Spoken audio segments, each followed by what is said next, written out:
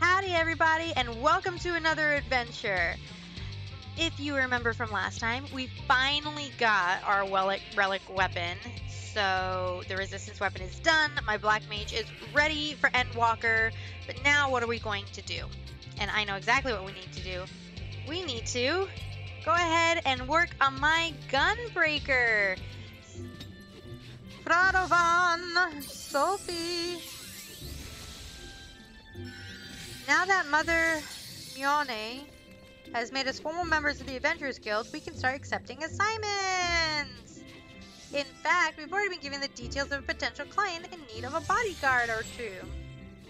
A man named Lassen Chow is waiting by the Whaling Barracks. Sophie and I will try making our own way there to get our bearings. Bye, you two! Yeah, they're not from these lands. I think they're from Robin Astor. Ah, so we're going to be assisting a Lancer, I see. You must be the one sent by the Adventurers Guild, yes? Oh, thank goodness! Something dreadful has befallen, well, threatens to befall. The one and only Editha. You mean to say you are unfamiliar with the most gifted harpsichordist who ever lived? Whatever possessed me to hire such uncultured... Heard? It appears my breath would be better spent briefing you on the nature of my request. A few days ago, Editha received a most unwelcome missive, a death threat to be precise. At first, I deemed it nothing more than the crazed scrawlings of some harmless churl. That was until during a recital, a stone was thrown at her, missing by a hair's breadth. I have, in my capacity as her manager, cancelled all public appearances until the perpetrator can be brought to justice. I feel though I breathed in too fast.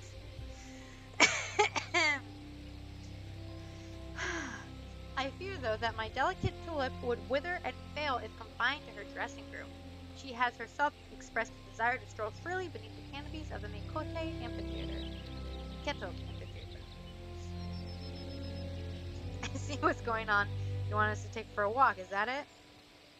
If that's all we have to do, we should count ourselves lucky. A threatening letter, a brazen attack in a public place, who knows what will happen next? She can't stay inside forever. I would say we accept. Splendid! Without further ado, I shall have Editha prepare for her promenade. Bye! We best proceed carefully. If the culprit knows that Lassen Chow asked the Adventurers Guild for help, they can probably deduce that Editha will be coming out of hiding. We should see if anyone bears a grudge against her so we know what to expect. And we'd better look around the amphitheater for places where an ambush might hide.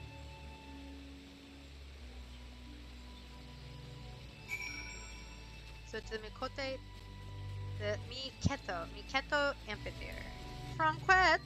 Oh, Franquette!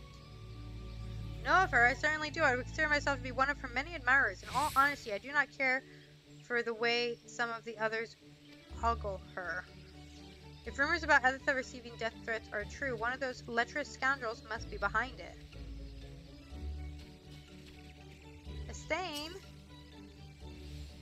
Why yes, Editha has been the talk of Gridania since her debut. Her skill as a musician is without question, although I sense that many of her admirers are more intended on her bizarre stage garb. Was she the Lady Gaga of harpsichordists? Simpkin! Oh, Editha, even a moment deprived of her sumptuous harmonies is akin to an eternity of unimaginable torment! When, oh when, will she grace me with her splendor once more? You're a crazy fan. You're one of those crazy people. You stay away from her. Stay away. Oh, Radovan. Teheka, have you met Miss Ondine? She's a harpsichordist like Editha. That poor girl, what is this world coming to? That a gifted and beautiful young performer such as her must hide away for fear of her life. It beggars belief. It must be one of her followers. I've seen the way some of them look at her, and it makes my skin crawl. With fans like that, who needs enemies? Oh, goodbye. So what did the other locals have to say? One person loves her, one person says this is sad, and one person's just stupid obsessed. Yeah, most of them think that one of FF's performers' admirers is to blame, but I sense there is more to it. I think that until we have more information, we should treat everyone with equal suspicion to be on the safe side. Personally, I'd prefer to carry out a more thorough investigation, but we best not keep our client waiting. She wants to go on a walk. You can't prevent her from going on a walk. There's a battle coming on. Look at him all dressed for combat. Editha assures me that she will be ready in 2 shakes of a Ziz's tail, whatever that means. It means quick. I say in 2 shakes, which is technically 2 shakes of a lamb's tail. Let's go! Someone is going to attempt her life. I shall serve her. Oh. Ah, my chaperones have arrived. How wonderful. It's not that weird of an outfit. I've seen weirder. Oh, to finally feel the sun's warming rays. I am reborn. They weren't joking when they call her eccentric. All this prancing about is going to draw unwanted attention. No duh. We'd better get this over with as quickly as possible. Sophie, Taheka, and I will escort her to the amphitheater. Why don't you stay behind with Lesson Chow in case we need to hurry back? Fine by me. I'll keep an ear out for any sign of danger and come running if you call. Although I am fully prepared to join you in guarding Editha and even dressed for the occasion, I will defer to your professional opinion and remain here, but promise me I'll keep my sweet Petunia safe. Maybe it's Lassen Chow. Maybe Lassen Chow wants to protect her so much. He sent her death threats to keep her hidden. Are you ready, Taheka? I sure am! Let's go! La la la! What a beautiful day for a stroll! I heard something appear behind me. It's the other Harmony person! My, what a naughty little rabbit. Seems you've wandered too far from your warren. She is jealous. The stage is set for your current call, though it cost me a pretty penny to rent the place. This will be the last time you walk over my stage with those grubby little paws of yours. It's the other. She's wearing the same exact dress. My hair is falling out. She's wearing the same exact dress. It's the same exact person. It's the other musician that I was literally just talking to before this mission started. Like, you didn't do a good job hiding who she was. I know exactly who she is. Just rip off her mask, Scooby-Doo style. Whoop! Before I cut it off of your face. I'm telling you, it's the other person. We've already talked to her. See? Told ya. A gasp! Miss Ondine! I might have guessed, but with Edison's effort to deserve this. That harlot doesn't know the first thing about real music, and she thinks she can steal my fans, my stage, with those appalling outfits of hers. I won't stand for it. I won't! So you hate Lady Gaga when she was in her early crazy college years. What happened here? Arrest that woman! She tried to kill the bunny girl! That wasn't really a bunny girl, but she wants to be. I had heard that Ondine wasn't exactly a fan of Editha's, but I never thought she'd pay to have her killed. And now we know that the highwaymen in the woods were in on her schemes too. A few days back, they held up Ondine's carriage in the shroud, but she made them an offer worth more than the valuables she was carrying. Mind you, I don't suppose there's many of those, bad word, left after today. You've done us all a good turn, so if you ever need anything from the gods, Quiver, don't hesitate to ask. Goodbye.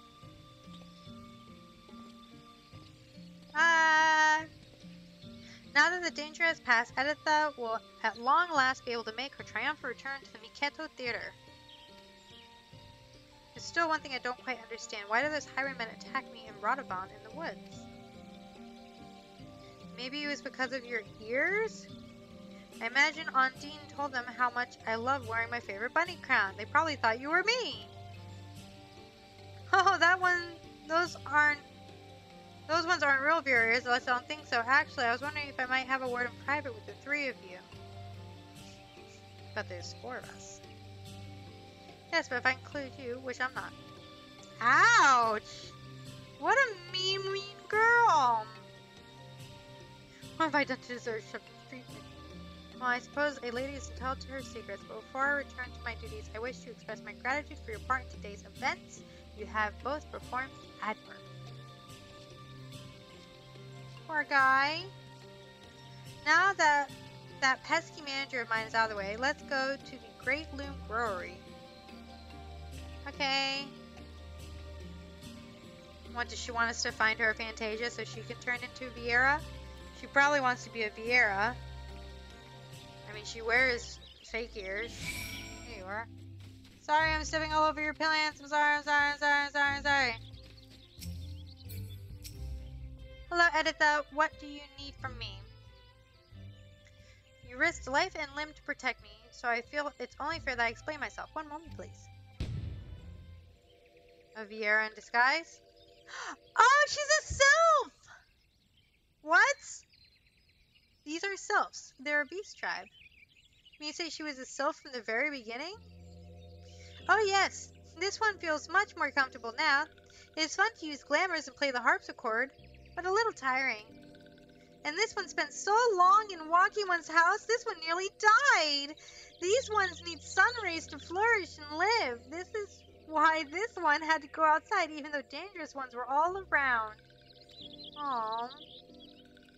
And she's basically a flying plant. Well, they are basically a flying plant. This one hopes helpful ones will understand and not tell simpering ones. Listening ones will be sad if this one can no longer play sweet, sweet music. Your secret is safe with us. It is.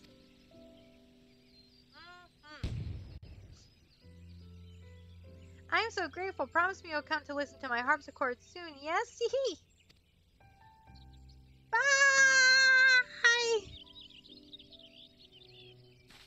And then she walked off on her own, even though she's in total mortal danger. Not quite the conclusion I was expecting, but a satisfactory one nonetheless. I must say, you've acquitted yourself rather well, Tahega. It normally takes a lot longer for novices to grasp the fundamental differences between a gunblade and a regular sword.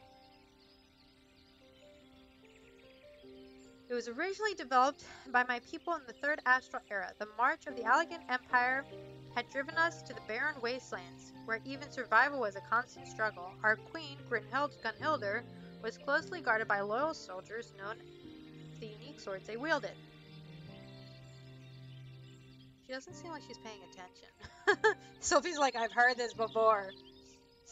These loyal vassals were known as Gunhilder's Blades, a name that was abbreviated and applied to the most distinctive of their weapons, the gunblade.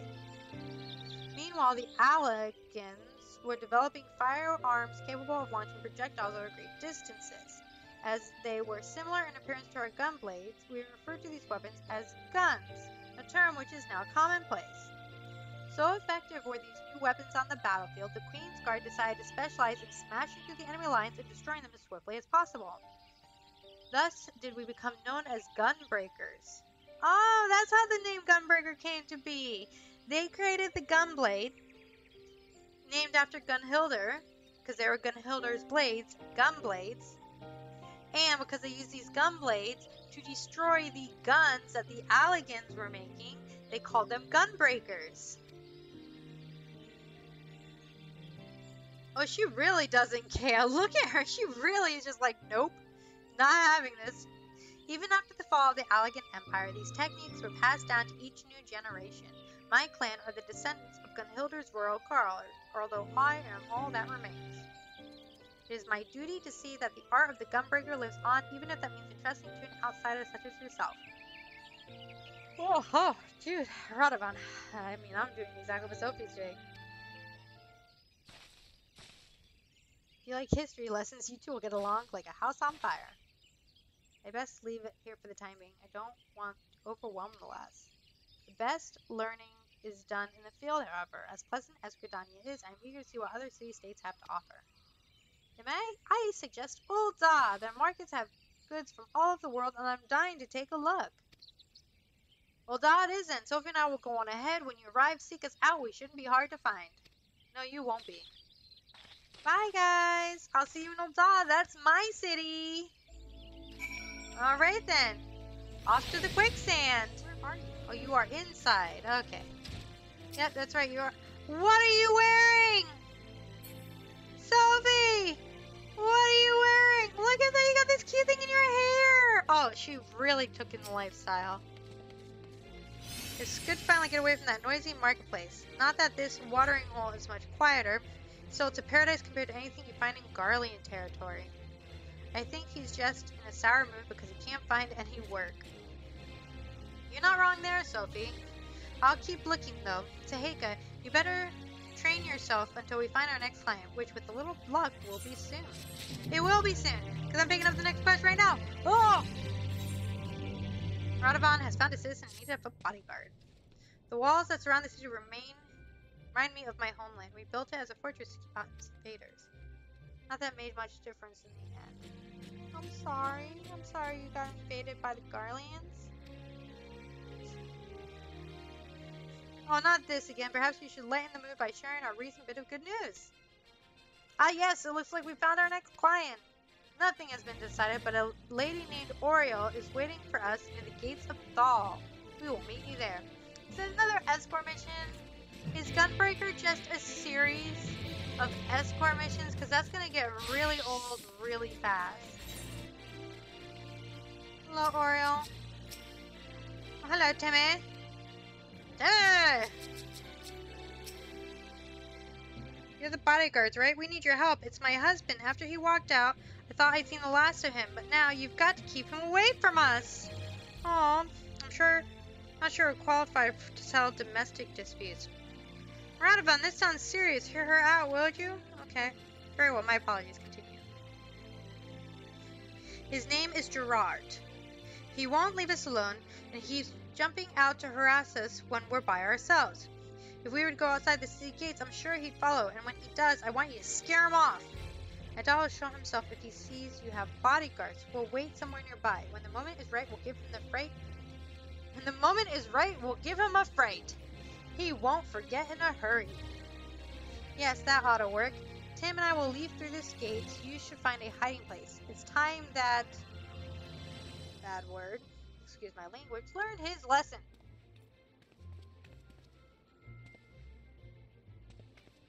So we're just gonna scare him? I guess we're just gonna scare him. Okay.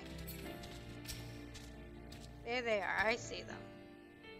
Remember, we got the boy to think about. I'd rather not cut man down in front of his own son, but I will if I have to. You follow my lead.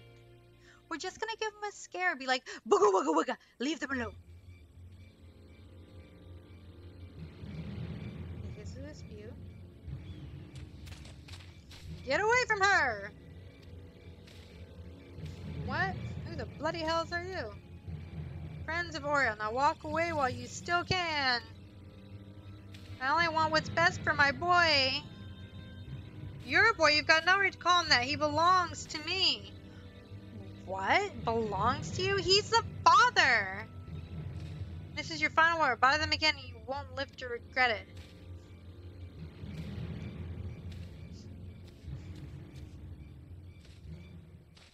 And that'll teach him what wonderful, worth every go. Thank you so much. And he was just trying to do what's good for his boy. I don't like Oriel. She used us. It was our pleasure. I like your hairstyle, though. Timmy! Something isn't right about this. Although there wasn't much for you to do, your presence lent weight to my words. Most importantly, the client was satisfied with our work. She did seem rather pleased with herself. Listen, you two, there's no time to explain. We must follow that woman! Hell's bells! When Sophie gets on her haunches, there's no stopping her. I'm telling you, she's got to be up to something to make us want to scare him like that. The little person's up to something. Why'd she bring Tim all the way out here? Clamor.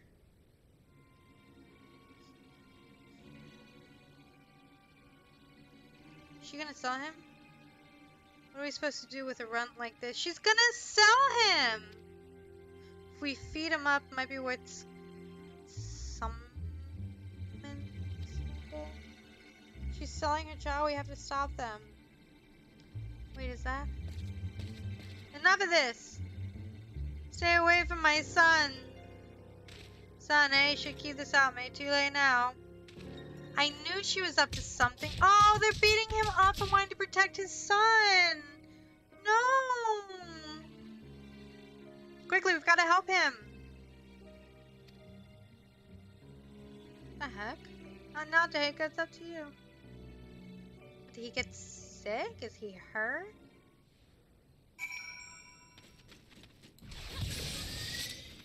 Leave him alone!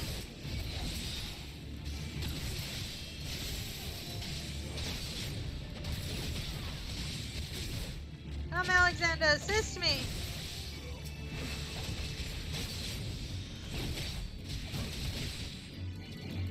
What does this do? I don't even know what I did, but cool. You're a horrible woman! Bad! Jared, are you okay? Yeah, Alex, you keep her away.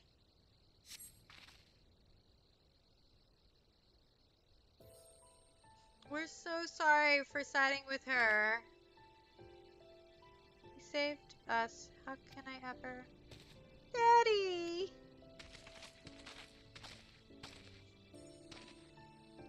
Hey, God, I let you down. I let everyone down. But Sophie, what happened here? I knew from the moment I met Oreo that something was not quite right about her. It wasn't until I later realized she's a somnus addict. Once it takes hold, it changes you. Oh, she's addicted to drugs. She was able to keep her addiction hidden from most, but not from me, and probably not from her family either. Yes, I've known for a while, but I had no idea she'd do something like this. Gods, if I hadn't started gambling, this never would have happened. My debt spiraled beyond control, and she ran to get away from me to start a new life with our son. The shock of losing them made me realize I couldn't live like that anymore, so I vowed to turn my life around, and I worked my fingers to the bone to repay the money I owed. By the time I finally found the courage to track down Oreo, I was too late.